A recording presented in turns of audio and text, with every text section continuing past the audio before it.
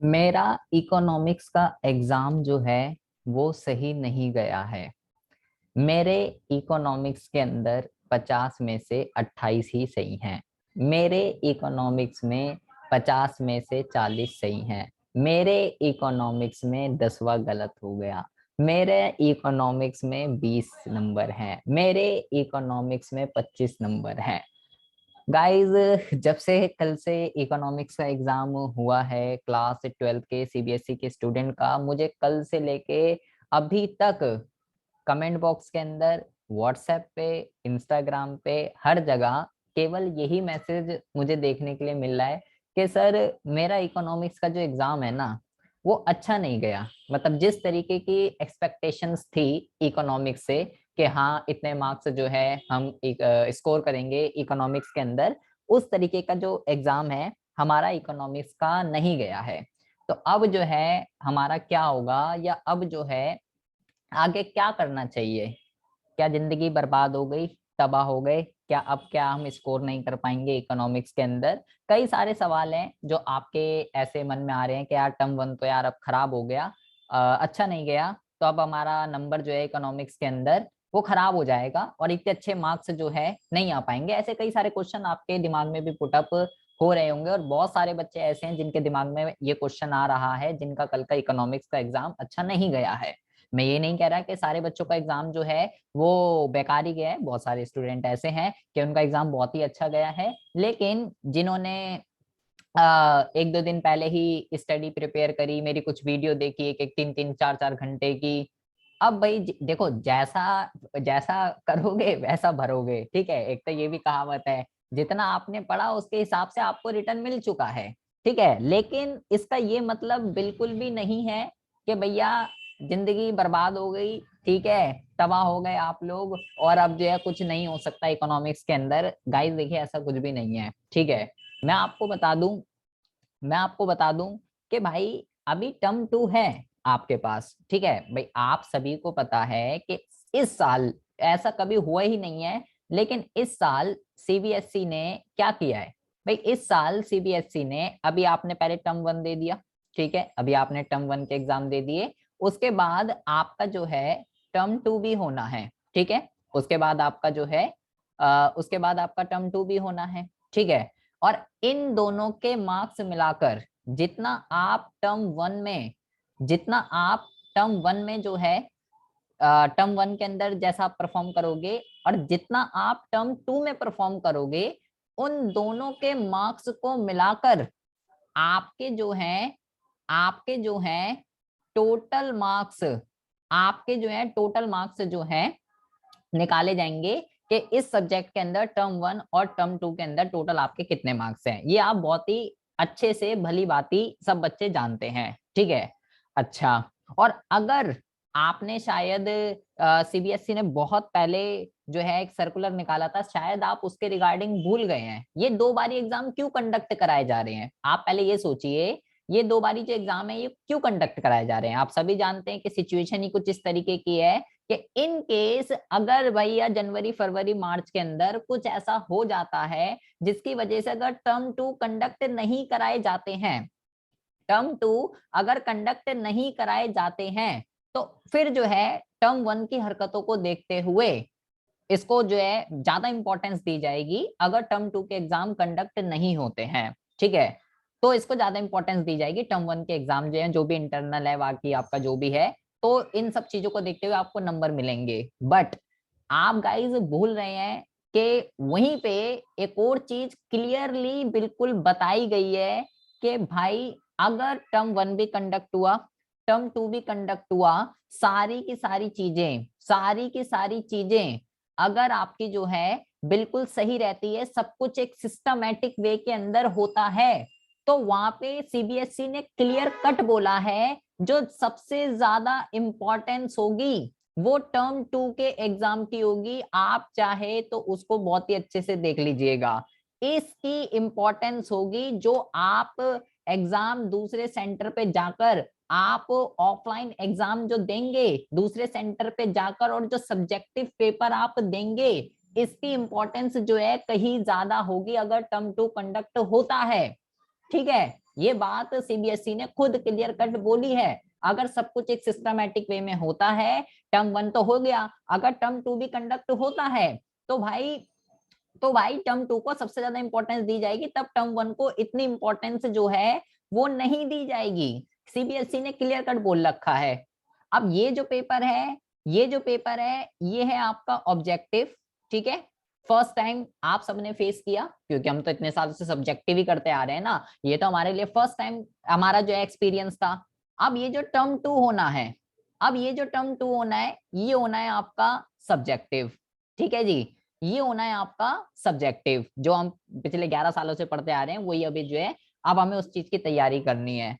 तो मेरे भाई अगर आपके टर्म 1 के अंदर मान लो कम आ गए, ठीक है, मैं कह रहा हूँ आपके जो है 25 नंबर है, ठीक है, 25 नंबर है आपके जो है, 50 में से आपके 25 क्वेश्चन ठीक है, आधे लगा के चल रहा हूं मैं भाई, कोई दिक्कत वाली बात नहीं है यार। आपके पास अभी एक और अपॉर्चुनिटी है, आपके पास यहाँ पे टर्म 2 में अच्छे मार्क्स परफॉर्म करने के लिए अभी अपॉर्चुनिटी है, अभी आपके पास अपॉर्चुनिटी नहीं गई है। तो जो गलती आपने यहाँ से क्या सीखा, आपने यहाँ से अगर कुछ नहीं सीखा तो वो आपकी सबसे बड़ी गलती है। यहाँ पे आप अपनी गलतियों को देखो कि मेरी क्या गलती थी यहाँ पे, कि आखिर ये हुआ मेरे साथ, मैं आखिर 50 में से 25 ही क्यों सही कर पाया। आप टर्म 1 से अपनी गलती को सीखो और उसको रियलाइज करो, उसको रेक्टिफाई करो, उस प्रॉब्लम को सही करो, उन गलतियों को ठीक करो कि जो गलती मेरी टर्म 1 के अंदर हुई है वो गलती मेरी टर्म 2 के अंदर ना हो, और जैसे मार्क्स मेरे टर्म 1 के अंदर आ रहे हैं वैसे मार्क्स मेरे टर्म 2 के अंदर ना आए। अब उसके लिए मुझे क्या करना पड़ेगा कि भाई जो हरकत मैंने यहाँ पे करी है वो हरकत मेरी यहाँ पे ना हो। उसके लिए आपको क्या करना पड़ेगा, उसके लिए आपको सिंपल और साधारण शब्दों में मैं आपको बता दूं कि भैया ये जो था ना, ये था ऑब्जेक्टिव, ठीक है। हर चैप्टर के पढ़े 10-20 और फिक्स क्वेश्चन थे, कोई ऐसा खास नहीं है, ठीक है, वो था ऑब्जेक्टिव। लेकिन अब जो पेपर और यहाँ जो चैप्टर्स आ रहे थे आपके, वो भाई बहुत ही इजी चैप्टर थे। अब मैं आपको क्लियर कट बता दूं, अब जो चैप्टर्स हैं, जो चैप्टर 1 है, जो टर्म 1 में आ गया वो नहीं आना है, वो हट गया अब, ठीक है। जैसे बहुत सारे बच्चों के मन में डाउट है कि जो टर्म 1 में आया था वो भी टर्म 2 में आएंगे क्या वो वाले चैप्टर, नहीं भाई, वो चैप्टर अब गए, वो नहीं आने के। अब जो आपके बचे वो चैप्टर अब आपके टर्म 2 में आने, और उसके बेस पे सब्जेक्टिव पेपर जो है आपका क्लियर होने वाला है। अब जो समष्टि के अंदर जो चैप्टर्स बचे हैं, सबसे पहला जो है वो है आपका राष्ट्रीय आय, जिसको नेशनल इनकम कहते हैं, और दूसरा जो है वो है आय और रोजगार का निर्धारण।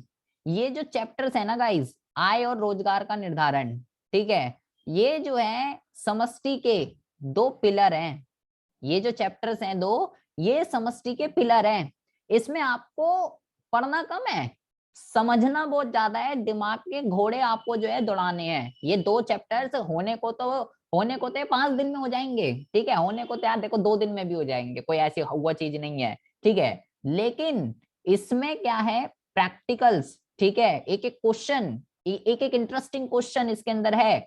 तो इसमें आपको पढ़ना कम है, समझना ज्यादा है, दिमाग दौड़ाना है। ये हो गए, ये 2 चैप्टर बचे हैं, और ये ऐसे चैप्टर हैं किसी भी बच्चे से पूछ लीजिएगा जो पास आउट हो चुके हैं, जो कर रहे हैं, ठीक है, या जो भी आपका बड़ा भाई बहन है, किसी से भी पूछ लीजिएगा कि आपको कौन सा चैप्टर सबसे टफ लगा था क्लास 12 के अंदर।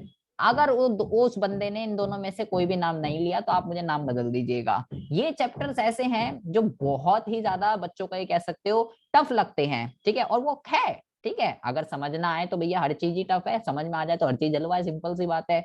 तो आपको समष्टि पे ये बचे चैप्टर, और बाकी जो आपकी बची भारतीय अर्थव्यवस्था, वो तो थियोरेटिकली है, उस पर आपको क्या ध्यान रखना। तो वो उसमें भी जो चैप्टर्स ही हैं, जितने भी चैप्टर्स बचे हैं वो सब्जेक्टिव के पॉइंट ऑफ व्यू से पढ़ना तो है ही आपको सारा का सारा।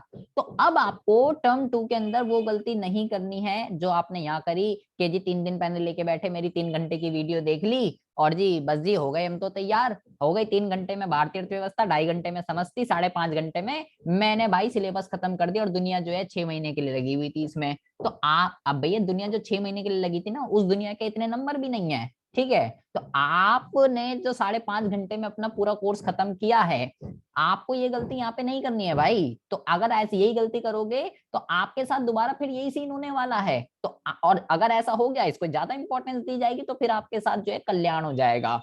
तो अगर आप अपना चाहते हो कि कल्याण ना हो, ठीक है, तो भैया आपको क्या करना है, शुरू से ही, अब शुरू का मतलब कितना शुरू, 16 दिसंबर है आज, कितना शुरू, आप 2-3 दिन मजे लीजिए, ठीक है, आराम कीजिए, और उसके बाद आप जो है अपनी पढ़ाई को स्टार्ट कीजिए टर्म 2 के लिए, क्योंकि ये जो चैप्टर्स हैं ये बहुत ही ज्यादा इंटरेस्टिंग समझने वाले चैप्टर है। दिमाग के दौड़े आपको जो है दिमाग के घोड़े आपको जो है दौड़ाने पड़ेंगे, ठीक है। तो ये चैप्टर्स ऐसे नहीं है जो 3 घंटे और 2.5 घंटे की बात है, ठीक है। कॉन्सेप्ट यहाँ पे क्लियर होना चाहिए इन चैप्टर्स के अंदर, तो ही आप इसके अंदर स्कोर्स कर सकते हो, अदरवाइज नहीं कर सकते। तो मेरे भाई आपको स्टार्टिंग से पढ़ना है। मैं नया बैच अभी जो है बहुत ही जल्दी स्टार्ट करने वाला हूँ टर्म 2 के लिए। अगर आपको नहीं पता है तो भाई हमारी जूम पे भी लाइव क्लास होती है, ठीक है।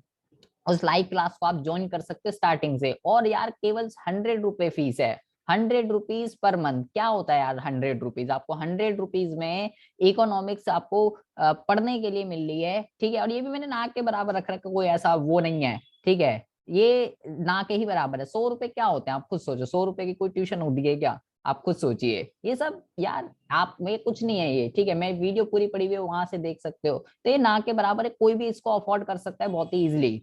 तो आप जो है आप अपना रिचार्ज 300 से 400 रुपए का करा देते हो नेट का, तो ये 100 रुपए पढ़ाई के लिए खर्च करना, यार आपको इतना तो करना चाहिए। 12th का बोर्ड एग्जाम है अगर, तो अभी बहुत ही जल्दी बैच शुरू भी होने वाला है, आप उसको ज्वाइन कर सकते हैं स्टार्टिंग से, ठीक है। और अपनी टर्म 2 की तैयारी कर सकते हैं। अगर आपका टर्म 1 का एग्जाम नहीं गया है, अच्छा, कोई दिक्कत वाली बात नहीं है, एक और अपॉर्चुनिटी आपके पास है। जो हो गया उसको भूल जाइए, अपनी गलतियों को समझिए, उसको सही कीजिए, और टर्म 2 में ये गलतियां ना हो, ठीक है।